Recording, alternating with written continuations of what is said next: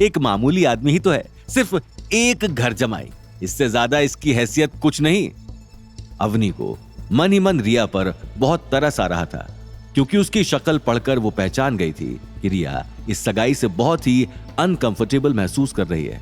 अवनी मन ही मन बोलती है, पता नहीं इस नील जैसा निकम्मा और घिनौना आदमी रिया के पल्ले कैसे पड़ गया।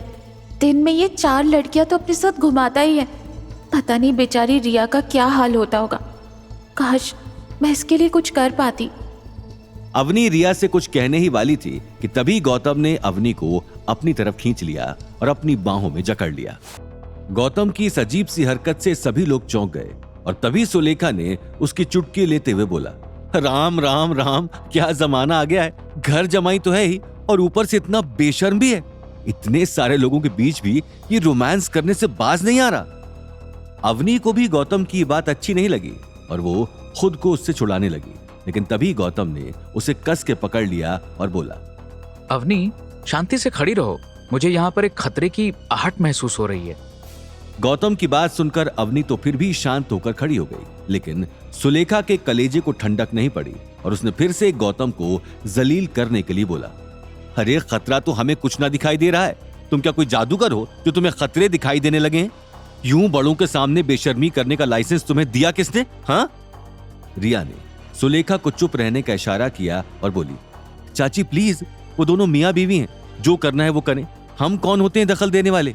सुलेखा ने कहा, अरे ऐसे कैसे करेंगे, मैं देखती हूं।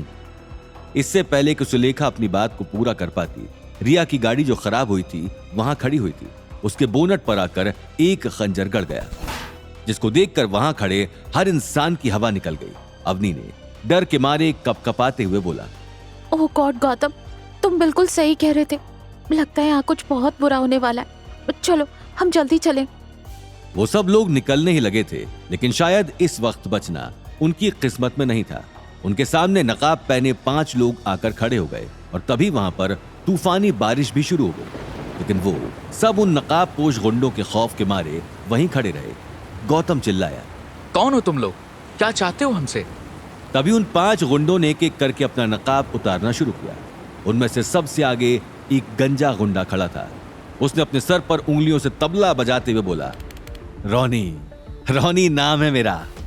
ऐसा बोलकर उसने फिर से अपने टकले सर के ऊपर उंगलियों से तबला बजाया। गौतम अब भी उनके सामने डटकर खड़ा हुआ था। वो उनसे डर नहीं रहा था, लेकिन हैरत की बात तो ये थी कि गौतम के आगे जाकर नील खड़ा हो गया और उन गुंडों से बहस करने पर उतारू हो गया। नील ने कहा, क्या चाहते हो तुम सभी गुंडे, हमने तुम्हारा क्या बिगाड़ा है? अब रोनी ने एक शैतानी मुस्कुराहट के साथ अपने सर पर फिर से उंगलियों से तबला बजाते हुए कहा, हमारे सामने से हट जा खजूर, हम जानते हैं कि तुम सब कौन हो। बड़ा अग्रवाल और सिंघानिया परिवार का मेल मिलाप हो रहा है। जितने हवा में उड़ रहे थे बस हो गया, तुम्हारे पर कतरने का वक्त आ गया है। नील चिल्लाते हुए बोला, वक्त आ गया है? अबे गंजे, तू कौन होता है हमें हमारा वक्त बताने वाला?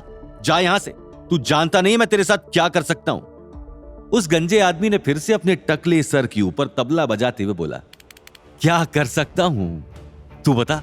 ऐसी धोबी पछाड़ दूंगा कि तेरा बाप सौरभ अग्रवाल भी तेरा हुलिया नहीं पहचान पाएगा। सौरभ का नाम रोनी की जुबान पर आते ही हर कोई चौंक गया, क्योंकि किसी ने एक्सपेक्ट नहीं किया था कि रोनी सच बोल रहा है। लेकिन अब उसकी बातों से लगने लगा था कि वो अग्रवाल और सिंघानिया परिवार के बारे में हर एक डिटेल जानकर आया है। लेकिन अब भी सभी लोग उसके मकसद से अनजान थे। जहां सब लोग इस लड़ाई में और गुंडे से निपटने में लगे हुए थे, वहीं गौतम का ध्यान एक ऐसी बात पर गया जिसको किसी ने नोटिस ही नहीं किया था। वहां पर बहुत ही तेज बारिश हो रही थी, लेकिन रोनी ही अकेला ऐसा था जो भीग नहीं रहा था। गौतम ने तुरंत अपनी आंखें बंद की और कुछ मंत्र बोलने लगा। ओम शक्ति स्ट्रीम। अवनी क्योंकि गौतम के पीछे खड़ी हुई थी, इसलिए उसने गौतम के मुंह से ये लफ्ज सुन लिए और पूछा, क्या हुआ गौतम, ये क्या कर रहे हो, क्या बड़बड़ा रहे हो? गौतम ने अवनी की बातों पर ध्यान नहीं दिया और उसने अपनी मन की आंखों से पहचाना कि उस रोनी के आसपास एक बहुत ही शक्तिशाली कवच था, जिस वजह से वो बारिश में भीग नहीं रहा। इससे गौतम को यह तो पता चल गया था कि रोनी कितना स्किलफुल है, लेकिन अब आगे वो रोनी और बाकी गुंडों से बचने के लिए क्या करने वाला था, ये अभी तक भविष्य के गर्भ में छुपा हुआ था। रोनी ने रिया का हाथ पकड़कर उसे अपनी ओर खींच लिया और उसे कमर से पकड़ लिया। नील रोनी की तरफ दौड़कर आया और उसने उसे इतना जोरदार धक्का मारा कि रोनी का मुंह कीचड़ में धंस गया। ये देखकर बाकी गुंडे तिलमिला उठे और उन्होंने नील की कुटाई करनी शुरू कर दी। गौतम नील को बचाने के लिए गया और उसने एक एक करके सभी गुंडों की ऐसी तैसी कर दी जिससे वो लोग इधर उधर गिरकर ढेर हो गए। गाड़ी में बैठा हुआ मोनू ये सारा मंजर कपकपाते हुए देख रहा था और मौका पाते ही उसने एकदम से दरवाजा खोला और वो रोड क्रॉस करके वहां से भागने लगा। लेकिन गौतम की नजर उस पर पड़ गई और उसने तुरंत जाकर मोनू को पकड़ लिया और उसे कॉलर से घसीटते हुए वहां पर लेकर आया और उससे पूछा, कहाँ जा रहे थे तुम? क्या तुम भी इन्हीं के साथ मिले हुए हो और तुम्हारा ही प्लान था हमें इस जगह से लाने का? मोनू गौतम के आगे हाथ जोड़ते हुए बोला, बिल्कुल नहीं साहब जी, ऐसा नहीं है। मैं तो इन गुंडों से बहुत डर चुका हूँ। आपने सुना नहीं कि इन्होंने क्या बोला कि ये कौन सी गैंग से हैं? आगे की कहानी जानने के लिए देखिए अगला एपिसोड सिर्फ पॉकेट एफएम के यूट्यूब चैनल पर और रॉयल वारिस के सारे एपिसोड्स को सुनने के लिए डिस्क्रिप्शन में दी लिंक से डाउनलोड करें पॉकेट एफएम ऐप।